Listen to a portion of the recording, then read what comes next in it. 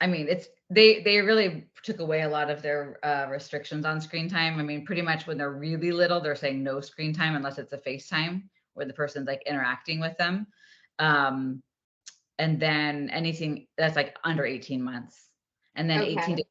18 to 24 months, they're saying like they could have some like shows or things, but it's most important for the adult to be sitting there with them, interacting with them about what they're watching. Interesting. And And that's like then, so opposite of what parents do because it's their babysitter. well, It's there, yeah. yeah, I mean, that's and it's so because it's like, oh my gosh, if I'm gonna let my have a kid have screen time, like I need to get stuff done, you know. But they're saying like finding high quality programming. So they're not saying like necessarily educational or whatever, but just stuff that you can like engage with them about. Well, And the then purpose is the purpose is different than like what Marky just said. Like, yeah, it's an electronic pacifier. It keeps them, you know, at a point where, they don't need mom or dad or anybody else, and that's why you can get things done as a parent. What they're saying is like, hey, this is more of like a possible educational tool that you and your child can use together. So, the almost it's like they're not answering your question, but or maybe they are. They're saying don't use it as a pacifier. You shouldn't. Would you give your kid your car keys and let them just drive around like freely? They're yeah, not old enough yet. Like, so why are you giving them, right. access, to the world through this electronic door? So I mean, and I'm just as guilty. You know what I mean? Like, Oh the yeah, reason why we let our kids use it is like, oh, you know, we have some like free time, alone time. They don't need our attention, at least when they were younger. for sure. Yeah, and then they say that, and then they say from 2 to 5 year olds, they say maximum 1 hour a day. That's what they recommend. And then And it who's should there?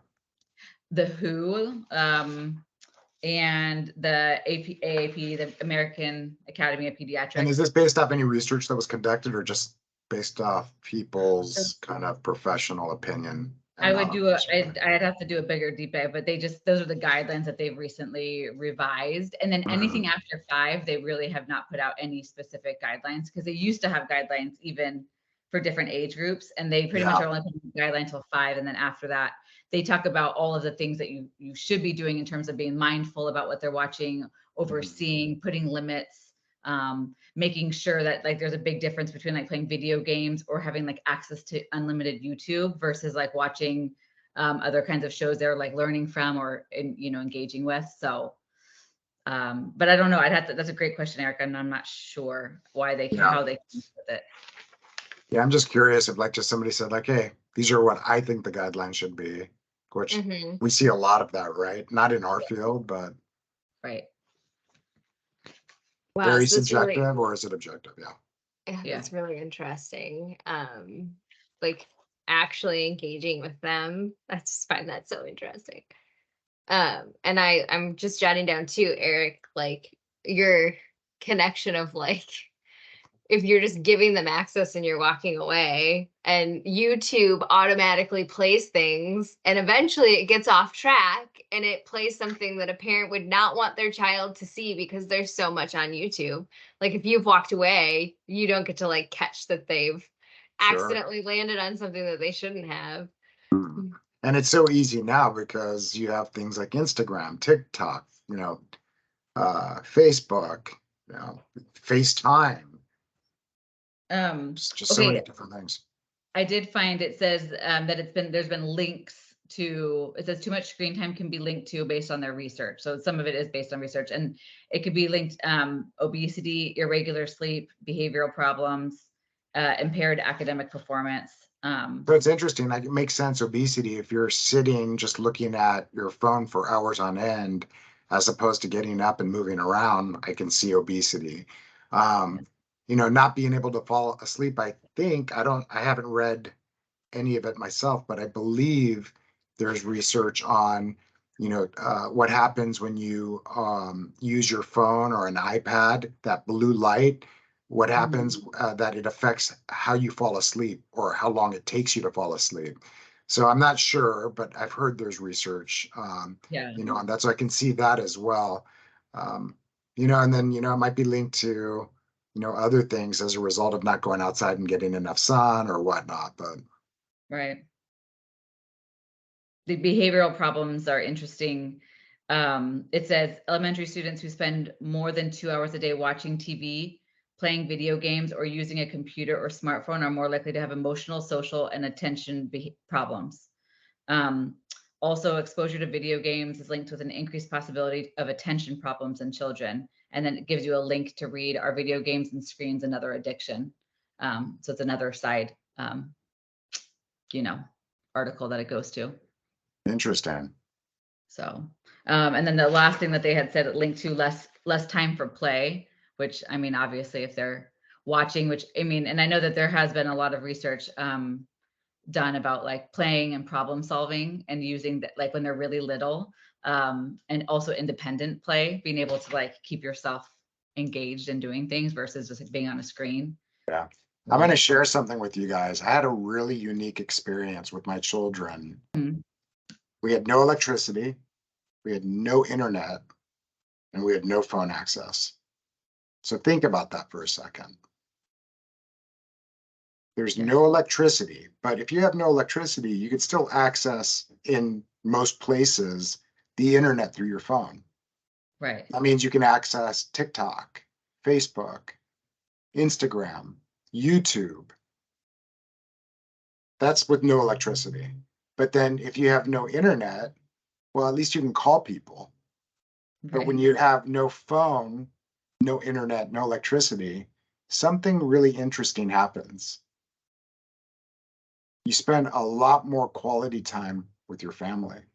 And I'll tell you, the crazy thing is, it's very easy for everyone to do this separately, is to sit down and either get on your phone or sit in front of a TV and just spend at least a couple of hours watching a movie, watching maybe more than 2 hours, 3 hours. I think that it's not uncommon because I think that's how most people relax. And what I found was we were all doing things together, like having deeper conversations, eating together outside, going on walks together, because there was nothing to do in the house.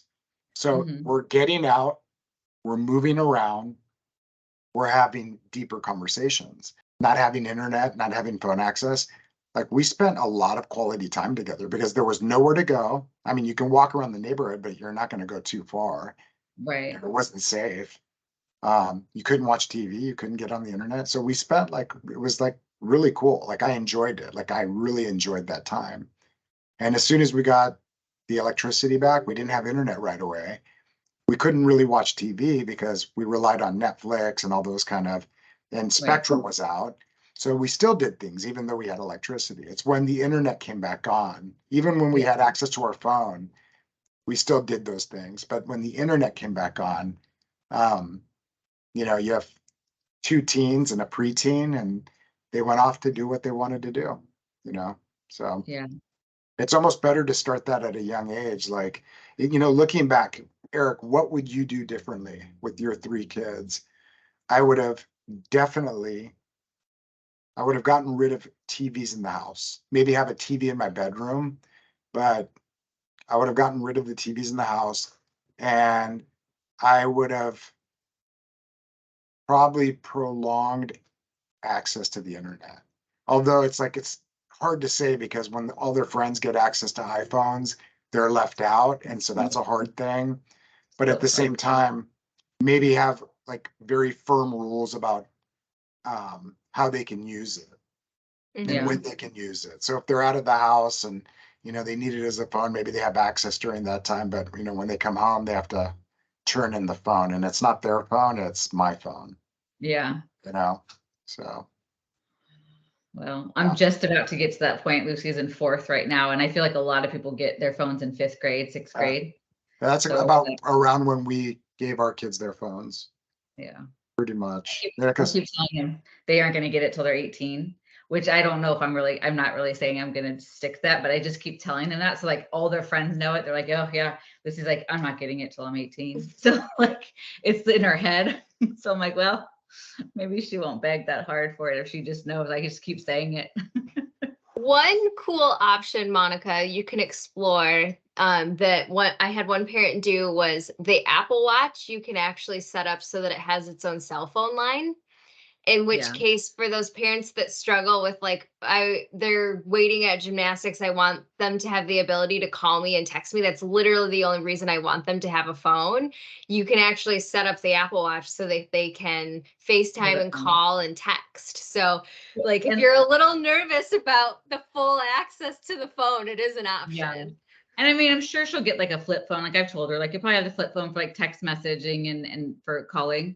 But can I stop for a second, Monica, and interrupt real quick? Yeah, that's a great idea, Marquis. Can I just tell you? So I have an Apple Watch, and the interesting thing about the Apple Watch is you don't have to pay for that extra line if you have the phone on you. But I went ahead and paid the additional amount so that I don't have to carry my phone, and I can use my Apple Watch when I go on a jog or if I'm working out. I don't need to have my phone next to me. In fact, I can leave it at home, and I still have access to my phone. Like it has a separate phone number when you order it, but it's connected to your phone, your cell phone number. And I love that idea. So we were thinking about doing that for my daughter who's surfing. And I'm like, I'd like her to have something in case she gets in trouble. Or like if we're like waiting for her, trying to call her in, like, hey, it's time to go.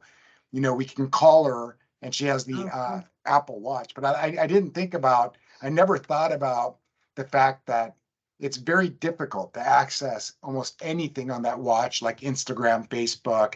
You really can't. So it limits access to that, but you still have internet access, but it's not the same. So I love that idea, Marquis. That's amazing.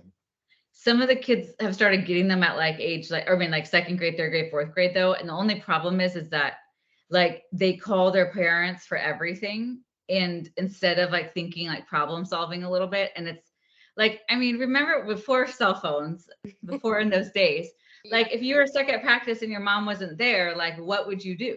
It's like you ask your buddy or you go to the coach. And like I was asking Kingston the other day, because I drop him off at soccer and pick him up. And I was like, buddy, what would happen if I didn't show up, one of these days? Like, what would you do? He's like, I don't know. And I was like, well, like, what would you do? And he's like, sit there and wait.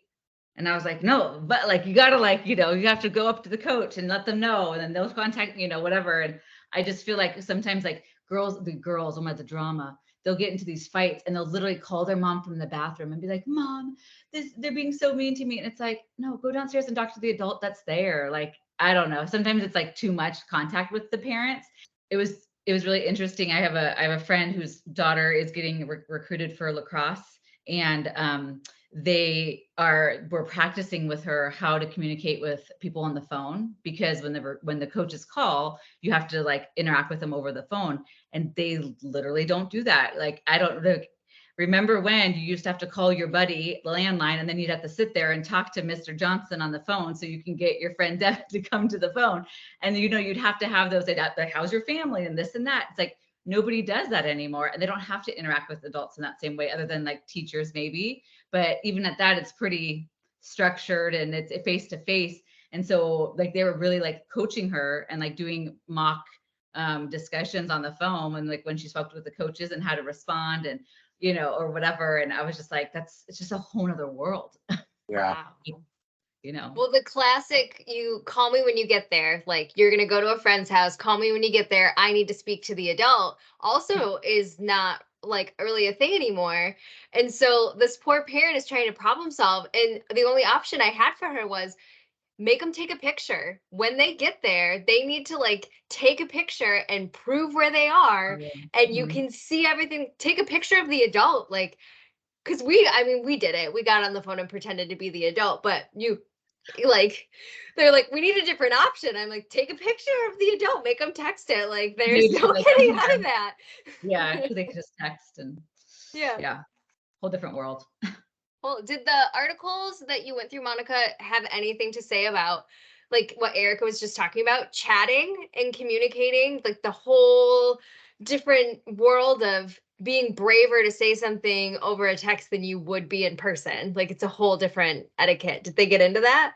I didn't dive into that specific thing, but no, this was mostly just about screens in general. So not really like phones or, safety or, any of that really, but but that would be interesting part of it too.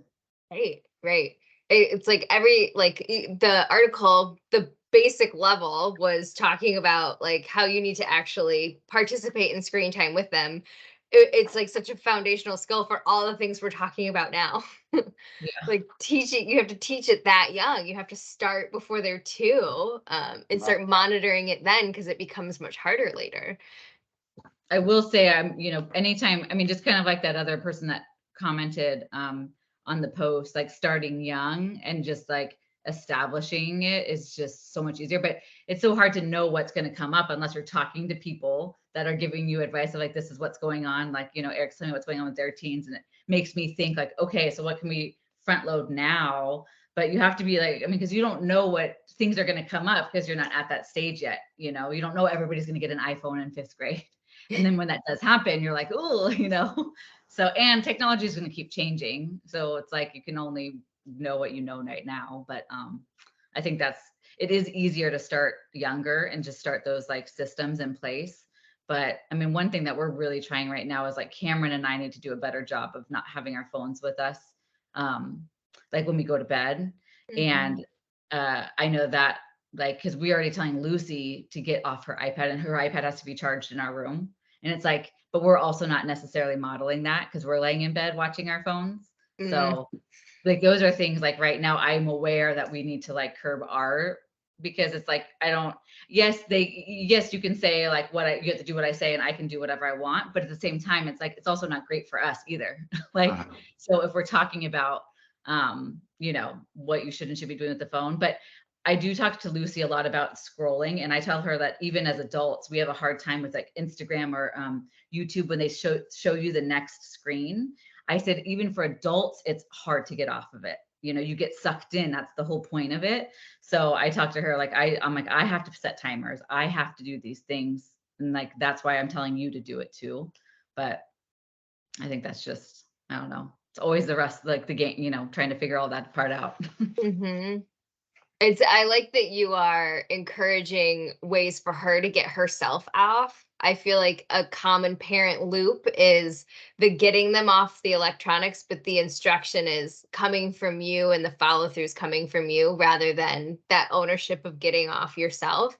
So that's like awesome to hear that you're encouraging that, Monica. Yeah, the less I have to tell them what to do, the better for everybody. Like last night, I had so much for them to do, and they were out playing, and I just wrote we have a whiteboard like right by our dining table, and I just wrote a list of everything they had to do that night. So when they came in, instead of me telling them all, like they had 5 or 6 things they had to get done that night, instead of me telling them and arguing back and forth and whatever, I was like, I don't want to hear it. Go look at your board, and everything has to be checked off before you go to bed tonight. And like Marley started being like, but I didn't play it. And I was like, I'm not having a discussion about it. You have to do everything that's on the list and check it off. And then it was like, they just did it, and it wasn't like, I had to tell them one time about doing the list and versus like every little thing I had to tell them to do. And then that's times 3. So that'd be 15 things I would be telling them. And not obviously just one time. I had to tell multiple times. Yeah. But things like that, like the lists or teaching them like the self-monitoring, I feel like those are, I don't know, lifesavers sanity savers for me. But I forget to use them too, or think about it too. But when I do, I'm like, yes, it would have made last night so much better for me.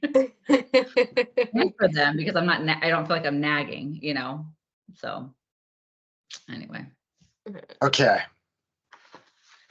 Thank you for sharing that. I appreciate it. I think it's the biggest thing. And, thinking about that interview we did with Jorge and Gracie is the takeaway is modeling, right? Yeah. Modeling what you want your kids to do.